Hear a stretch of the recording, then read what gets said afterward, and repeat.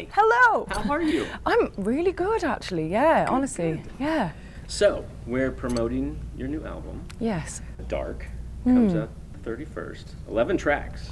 Yes. Like, that's quite a bit. Like, what goes into choosing how many tracks goes onto an album?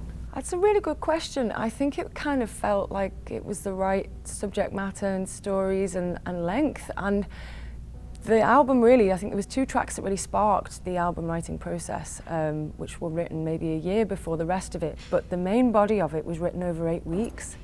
And I didn't anticipate to write an album. I really just went in for some sessions to see, how, you know, if I was able to kind of write about what I'd been through and, yeah, have some like catharsis from just the love of writing and creating. So it was, yeah, I think it wasn't really premeditated at all, but it just felt like the right collection of songs to kind of, I suppose, timestamp period of my life. Yeah.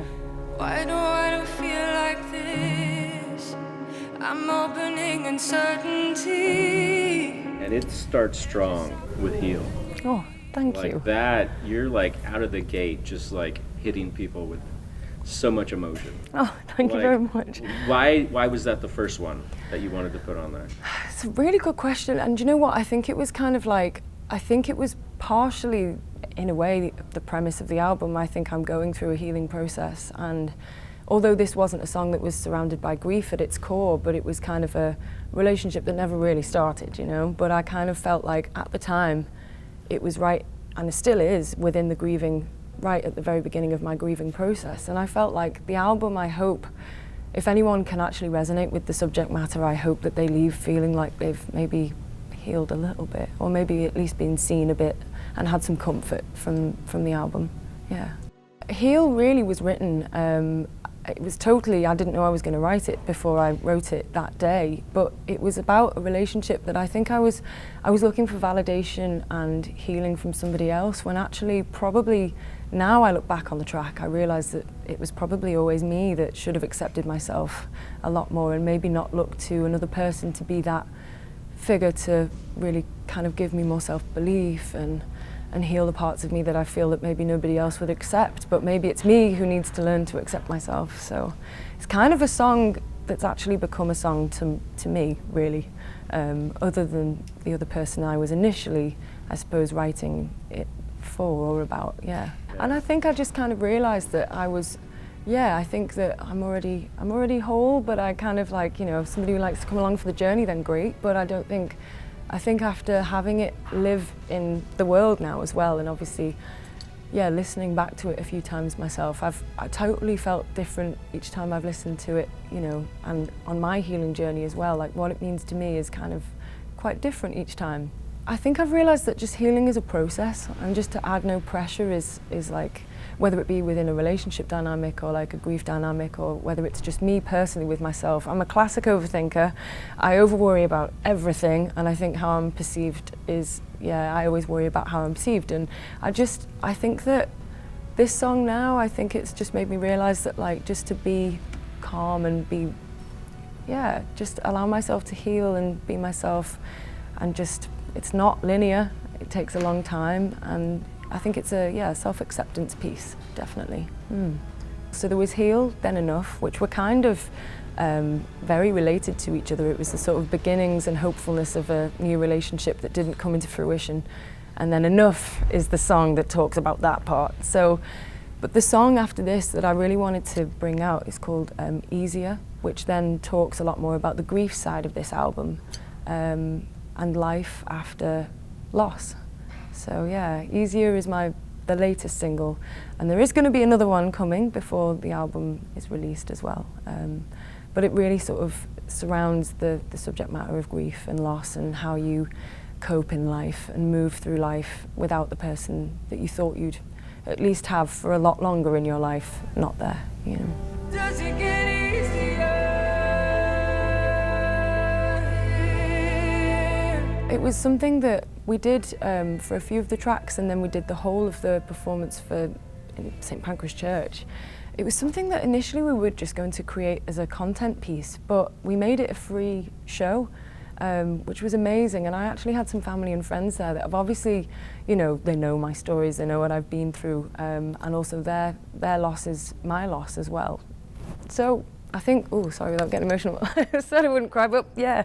But I think it was an extremely emotional show because it was the first time that I was performing any of this new material. There was no pre-release material at that show whatsoever.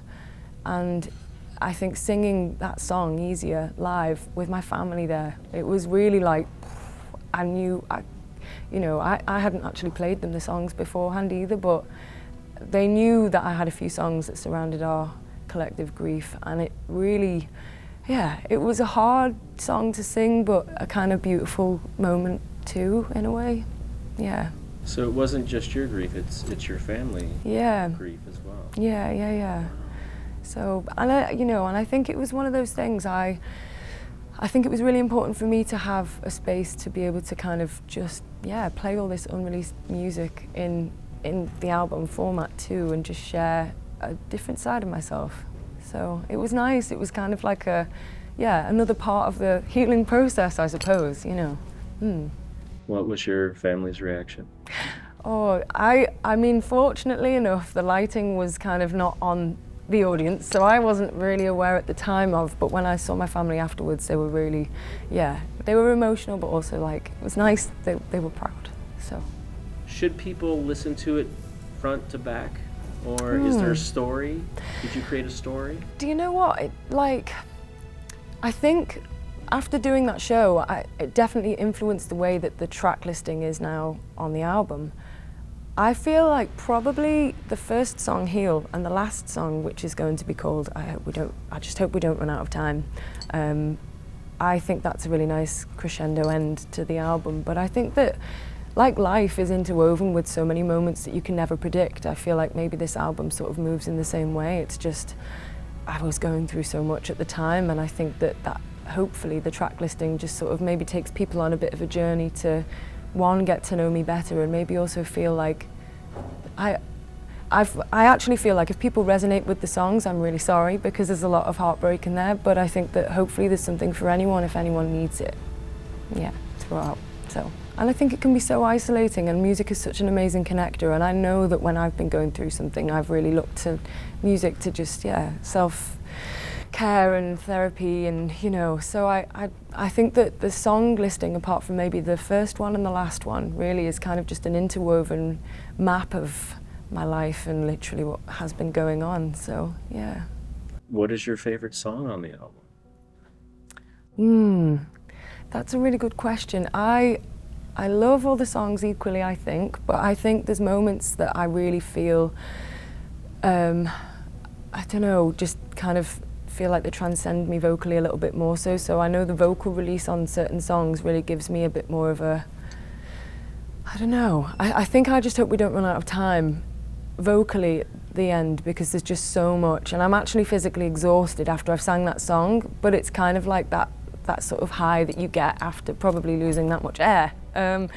It really, I think that performing that song live was really special, because I think it just kind of gave me a bit more scope into a sort of cinematic sound that maybe I hadn't touched upon before. But I think I love all the songs equally, but I think performing live, that one really gave me something, and I felt like I actually was able to shed something too, so. Were there more than 11 tracks? How did you narrow it down, if there were? Do you know what? There weren't more from this project, really. I think there are more that exist, and I hope that they'll be used for further projects. I think they will be. But for this, I felt like it kind of felt, I don't know, like a complete product as we'd done it. There was the 2 tracks, that I had previously before the last bit of work was done, which was over, the 8-week period. And I just think together, I just thought this is just exactly it. I don't think I could have. I said to my manager actually after I'd done this 8 weeks of writing, and I just said, I think I'm done. And he said, what do you mean? And I said, I think I've got a body of work. And he was like, oh, okay. Really, like I say, it wasn't planned, but it just felt like it. I didn't want to force it at all. It's just really an authentic kind of like, I just think for some reason it just felt like I didn't want to try and force any more and it not be as authentic, because I tried to create more than maybe needed to be created. I don't know. And I also wasn't sure if emotionally I had a lot to give at that time. There wasn't any pressure from anyone else to like say, oh, we need this. Or... No, you know, and I think that was one of the most amazing things about the process, was that actually there was no pressure applied. Because of the time of my life that I was going through, I genuinely didn't know if I had anything to write. I didn't know if there'd be anything in me to be able to vocalize and put into words my emotions, and also then kind of with a respect as well musically to make it so it didn't feel like it was trying to push and pull its way into a different genre. And I think that actually I was worried initially about alienating people from the sort of styles that I've done previously. This is very different, and I think, yeah, I just think that it just felt like it organically sort of made its way to the sound that it is. I thought a lot about space and where these songs should be heard and how they should be placed, I suppose. So I thought a lot about nature, played a lot with sounds. I listened to a lot of Imogen Heap.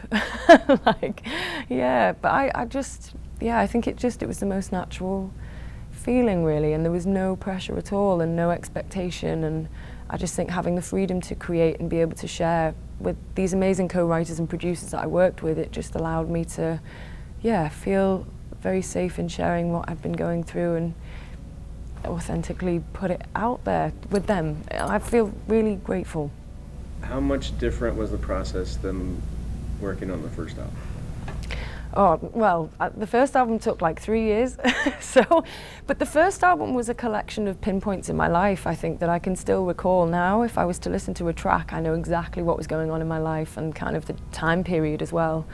I think my label also, I'm independent, but I'm with Believe, but they were very open to me, obviously kind of bringing this first album to life with like different tracks from different eras, but I was obviously really honoured to have so many amazing collaborations happen, so I think it stopped the writing process as much. But I think this second time round I really wasn't anticipating and thinking, oh my gosh, I need to put something together because it's been 3 years, but I feel like this is Dark is definitely more a collection of an exact time, whereas Dusk was a collection of like a couple of years and me finding out who I was throughout that process.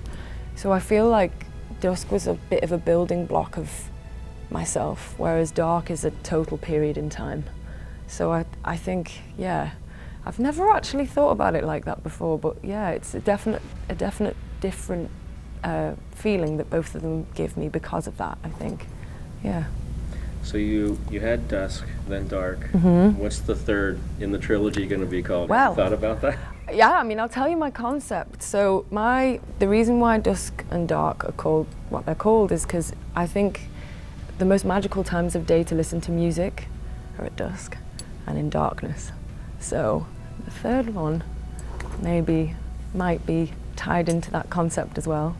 But I kind of thought, you know, where do I like listening to music the most in the time of my day?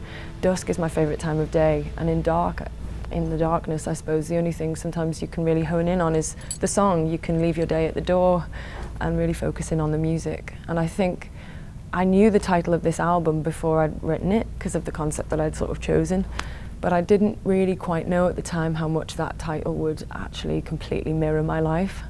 But yeah, in like quite a devastating but beautiful sort of way, you know. So yeah. Wow. Yeah. Can't wait to hear the third one. Thank you. I have ideas already, I'm telling you. Good. How much different is it putting an album together than collaborating with somebody? Oh, I think I can be a lot more self-indulgent, you know, and I think not that I'm never myself in collaborative work, 'cause I'd always bring myself and always bring stories that that are personal to me, or if I'm in a room with multiple different top-line writers as well, we all have like little fragments of a song that are kind of quintessentially ours. But I think that because this album has so many kind of subject matters surrounding grief and my feelings surrounding that and the aftermath, I'm not sure whether I would have brought that to a collaborative song because it feels so personal. I think a lot of people obviously would relate to it as well, but I don't know whether I would have written that if I had been doing it for a sort of collaborative work, because I think I had to do it for myself, you know? Yeah. And I didn't realise how much I probably had to do it for myself until now I have it, you know. But yeah, I think I love writing with other people, obviously, and I have had collaborators on this album as well. But yeah, if I was working with a DJ and being a vocalist on it, I think definitely solo writing, I can be a lot more self-indulgent. Yeah. So what goes into like the start of a collaboration with you? I don't know. I think like sometimes it can be a top line that might be something we'd potentially send over to another artist and see if it's something they like or if it resonates with them at all. Sometimes it could be that I'm in the studio with them and we start with some chords, and sometimes it can be just a conversation. Most of the time it comes from a conversation, just starting out, entering into the studio, talking about the day, things that have been going on. But yeah, there's many forms really, which is quite nice, and I think that it depends who it's with and also just depends on the day. And yeah, but a lot of the time it starts with the top line being sent, and then it could be that the producer and us as collaborative artists and writers like work together, and yeah, then it builds up into the track that it ends up being. Yeah, so it's nice. I really enjoy just writing and being a part of the collaborative process. And you've been part of so many massive collaborations, like hit after hit. Like, oh, I don't think I've heard one that wasn't a hit. Like, oh, how is this possible? I don't know. I don't know. You know, you create something. I think like it's funny because you create something and you really hope that it will resonate with people. And I think that it's, like I say, I'm so eternally grateful that I've been able to work with so amazing co-writers and producers and also artists. But I think it's like, I think sometimes, you know, when something just feels right, you have a small little ember of hope that it will feel right to everybody else as well. But I think as soon as you've kind of let it out into the world, it's kind of up to everybody else. And I'm just really grateful that songs that I've been a part of have resonated and still resonate. And I'm always shocked when I'm singing songs that I'm like, everybody knows the words, and I recorded this like in somebody's house in London in their living room, and you know, it was from a conversation just about our day that then became this song that everybody else knows the words to and maybe attaches their own meaning to and their own kind of like, yeah, it becomes a song for them, which I think is really cool. Yeah. Yeah, a lot of artists, when they put out an album, they always say like, okay, I'm done with it, now it's theirs. Yeah. Do you feel the same way? 100%, yeah. And I think that, I know that in this sort of lead up to this album process, I've spoken about like what the songs mean, and you know, but I think that music is so great because you can attach your own emotion to a song, and it can give solace to people, or you know, a sense of like belonging and therapy and all the good stuff. And I mean, obviously as well, some songs can be attached to bad memories too, but I think that, yeah, when you really kind of release something out into the world, it stops becoming mine. I still feel like it's kind of like if I had kids and I was sending them off to college, you know, I'd be like, have a good time, you know, I love you. But I think, yeah, it's like they've got to go and live their own life and intertwine with the world. You've said your sound is sad bitch music. Yeah. Well, tell me what you call it and why. Yeah, sad bitch music. I mean, like, when it's dance music, it's sad bitch dance music. I think, like, my favorite mood is melancholy. Like I have kind of a sort of, I don't know, a happy, sad disposition, I think. And I think everybody needs a cry in the club every now and again.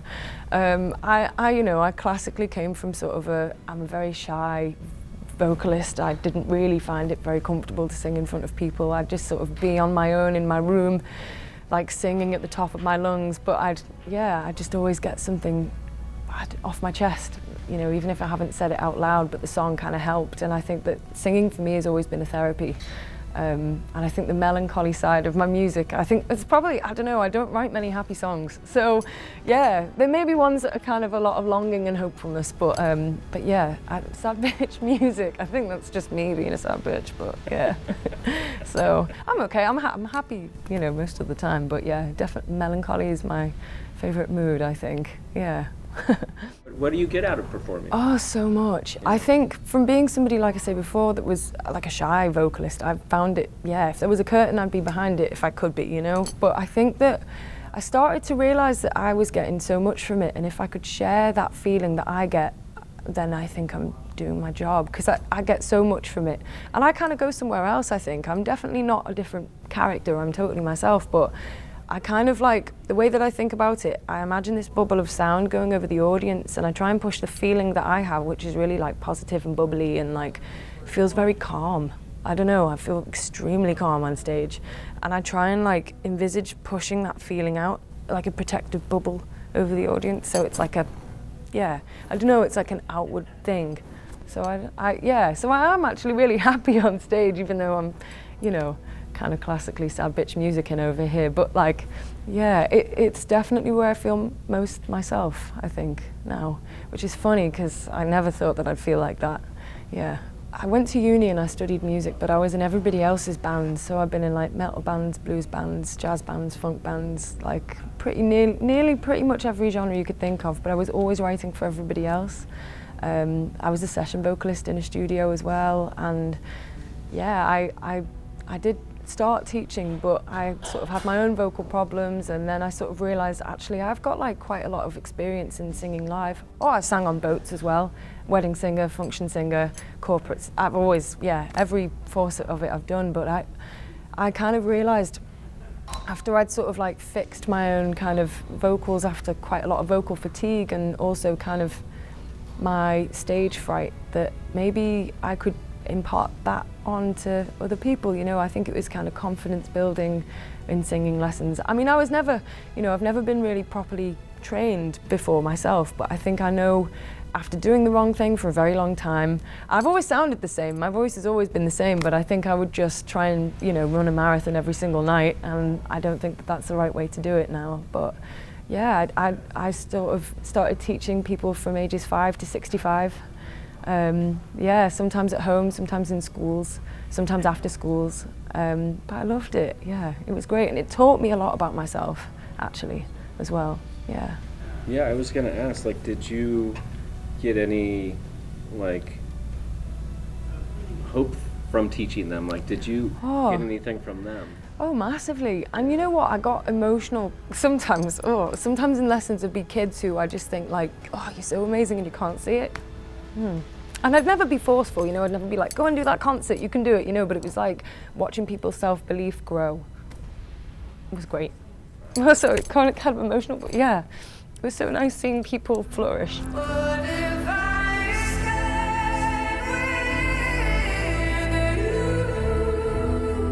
I can't remember. I think I was just kind of, because I was on site, I was just like, I'm here, I'm trying not to pace up and down too much and overthink it too much. But yeah, it was, the sun I think was just going down actually. Oh yeah, so it would have been like just right around sunset-ish time. Or dusk. At dusk, my favourite time of day. Yeah, because I got people to put their phones on, like the torches on Escape, and it was just the right, yeah, it was dark then, so yeah. And it was your birthday. It was my birthday. Oh my gosh, yeah, it was my birthday, yeah. So it was a kind of cool way to celebrate, yeah. Yeah, it was, yeah. So I was watching it, and I'm like, wow, she's gone through so many songs, and I looked at the time, and it was like 15 minutes in, and I'm like, how is she going to keep going? Because you were just, it's like what you said, it's like a marathon, like how do you do that?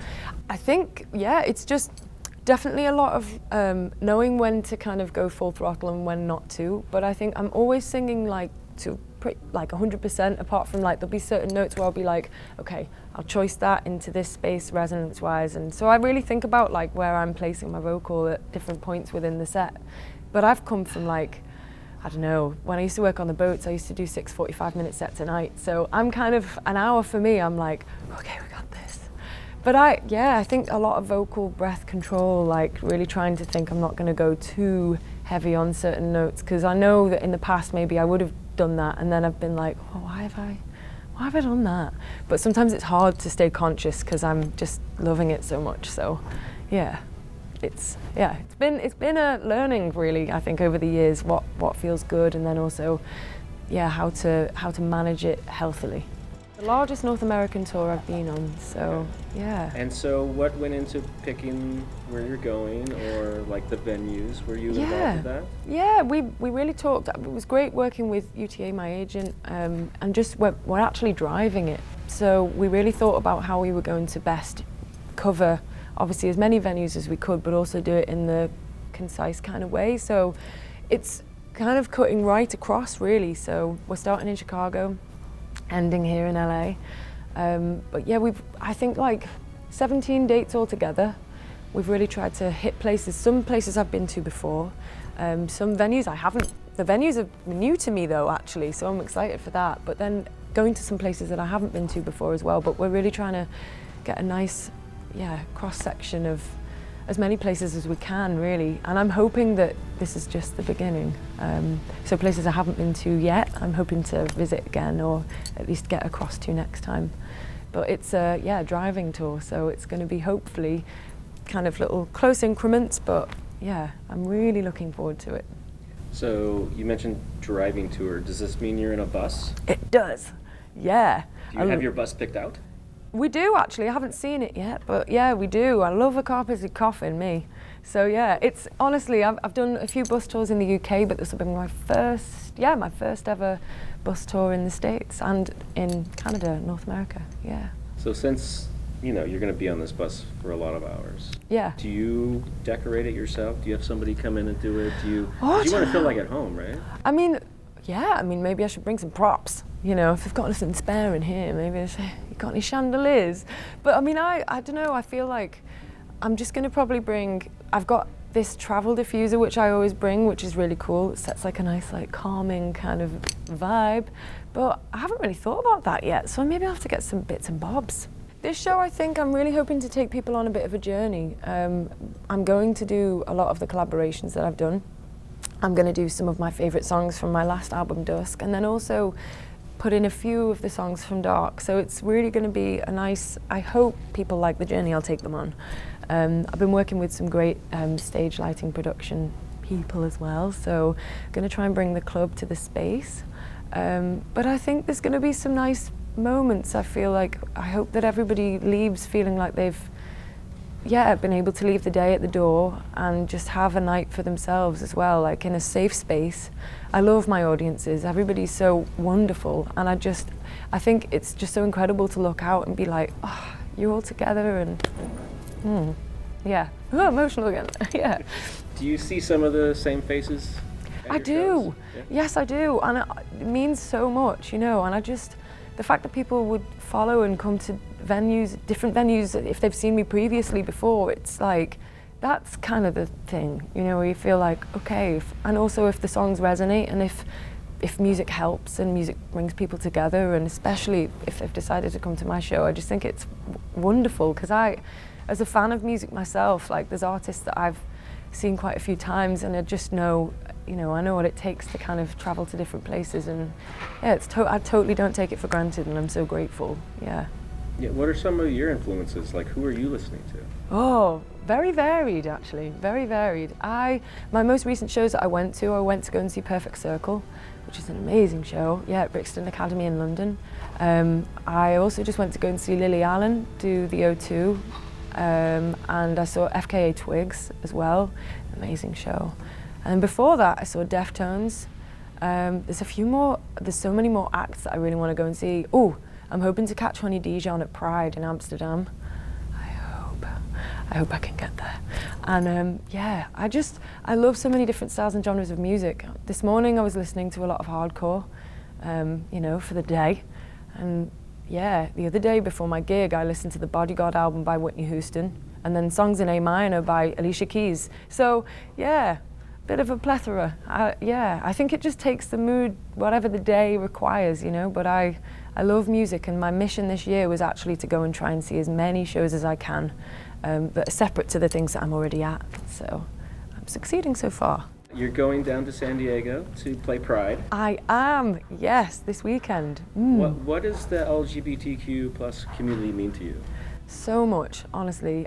It's an honor to be performing at LGBTQ plus events and be in spaces. And I love the community so much. And it really means so much to have support too from the community and be invited to venues, and also then I'm going on a cruise as well next week, but to be at Pride and be an ally and just be at a venue and a space where there's so much love, acceptance and respect, and it really, really, really means the world to me. So yeah. It's so important. It's so, so important. And I think that it's just kind of, everybody should feel like they're loved, protected, seen and respected. And I just truly, yeah, absolutely love the community and yeah, just want to be their support. And isn't it amazing that anyone gets to love anybody at all? What's been the highlight of your career so far? The highlight of my career, I think, was my very first gig at the Roxy, honestly. Yeah, because it was the thing that made me feel like it could maybe work.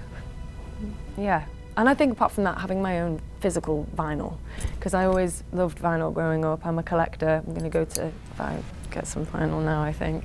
But I just think that having people decide to spend their evening to come to a show and also spend money on tickets and be present and listen and be, I don't know, just decide to come and watch a show really means a lot. And I just think the most precious thing that we all have is time, and to give me some of that is, yeah, amazing. What is next for HAYLA? What's next? Well, after this tour, I'm really hoping to I have a few ideas for the next thing that I might do. I just really want to kind of get back into writing. I think I want to play with space and cinematic sounds and get back into producing more myself. As this album didn't have production just by me solely at all on this body of work, but I'm really hoping for the next one that I just feel the fear and do it anyway a little bit more. But yeah, more touring, hopefully. I can't wait to do more shows in places I've not been to before as well, like maybe a bit further afield, hopefully maybe some near Europe as well. But yeah, just more and more, hopefully.